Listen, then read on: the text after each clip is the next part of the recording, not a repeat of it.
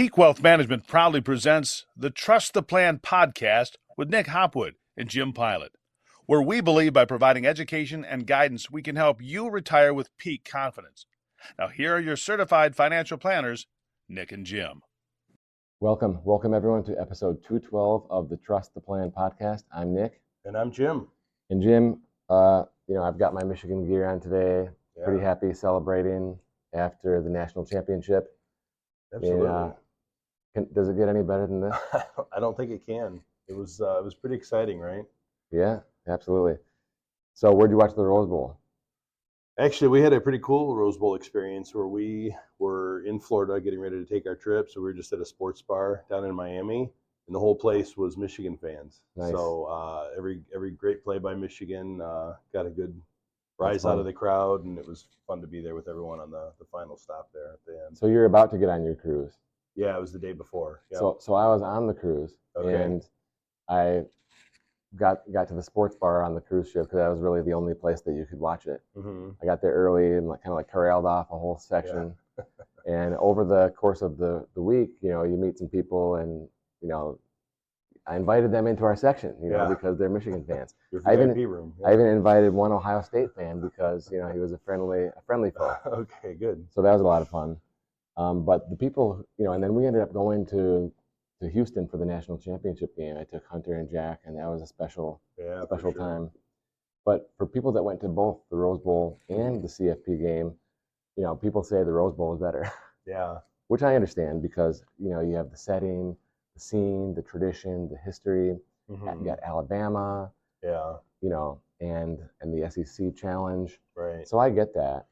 And the way the game ended too. Yeah. I mean, it was a climactic ending, right? Correct. As opposed to the playoff game was close. It could go either way, and then we finally broke it open there a little bit at the end. But not quite the drama. Absolutely. And so was the Rose Bowl the national championship? Maybe. But I think that the Rose Bowl should be the host of the national championship game every year. Yeah. Not the Rose Bowl game, but the Rose Bowl is. Yeah, the Rose Bowl should be, like next year we're going into this 12-team playoff. Yeah. And I think there should be home games, for the, kind of like they do in the NFL. Mm-hmm. But then the Super Bowl, right, should always be in Pasadena. What do you think? Yeah, why not? Not convenient to get to, though. I don't care. Yeah.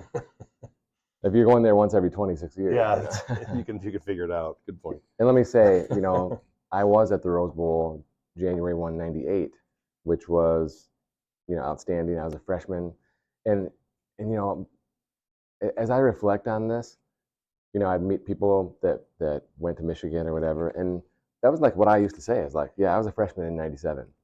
Yeah. Like, that's just, I would always bring it up because it was such a special year. Right. And now, right, think about intern Ben. Yeah. This guy's a junior. Right. And he's got 3 Big Ten championships. His record is 40-3 as a student. I mean, pretty impressive. Yeah, very impressive. Good run. So, over the next 20 years, that's what he's going to say. He's like, yeah, I was a junior in 23, Yep. Yep, for sure. So anyway, I had to bring the kids, though, because, if it's going to be 26 years, then they're going to be my age. Yeah. Right, next time it comes around. There you go. So anyway, congratulations to the Michigan football Wolverines and their fans. For sure. Okay, so today we're talking about the 8 most important ages in retirement planning. So there's, some real, usual suspects here in terms of the ages, but some others that people might not always be thinking about. Jim, what's our first age? First one is age 50.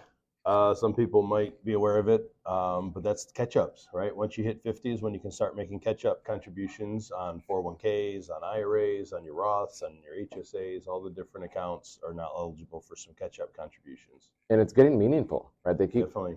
widening that gap as to what a catch-up means. It's like over 7,000 now, right? Yeah, on the 401s, it's definitely a meaningful contribution. Absolutely. And then next is age 55. And this is one that most people probably don't know about. But if you leave your company after the age of 55 and there's still money in your 401, you can take that money out without paying a 10% early withdrawal penalty. So usually the age, and this is our next age, is Mhm. 59 and a half. And that's what most people have in their head as a penalty-free IRA withdrawal. But if you've separated from service and you still have the money in the 401, the age is actually 55 rather than 59 and a half. Mhm. What about after 59, Jim? Yeah, after the 59 and a half, the next milestone is 62.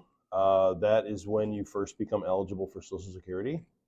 It is, of course, a reduced contribution at age 62, but that is the time where you can start thinking about taking that Social Security benefit that you've earned. I used to say, guys, it's really hard to retire before 62 because that's the earliest for Social Security. But now the line is, and that's the next age, Right. 65.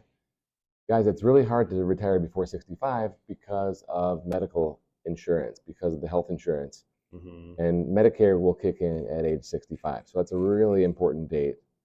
And then, Jim, what's the next one? After that, it's a little bit of a range, but in that 66 to 67 range is when most people hit their full Social Security amount, their full retirement age, which is where you can now receive a non-reduced Social Security benefit. And it's a little misleading, right? Because at 67, it says full, Yeah, but really you could delay and get more, right. which is the next age, Yeah. age 70. Age 70 is the last, there's no more incentive to delay. Like Yeah. you're a moron if you delay Yeah, because you're just not going to get the money, right. and you have to make that election. You can't it just doesn't turn on automatically. So 67 for Jim and I in our age bracket for the full social, but that's a little misleading because the max social is age 70. Right. One other thing about the 67 age, that's when you can make unlimited wages Yeah, good point. and collect social. And so if you collect Social Security before 67 and you're making, decent money, Yeah, you will be forfeiting a some lot of of your it's benefit. withheld. Yeah. Yeah. And then 70 max social, and then what's the last one, Jim?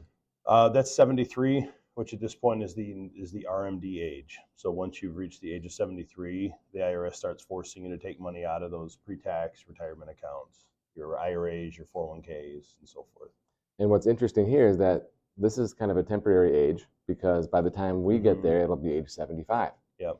So 73 today, formerly 70 and a half, Yeah. formerly 72, now Also, 73, yeah. soon to be 75. I don't want to confuse you Yeah.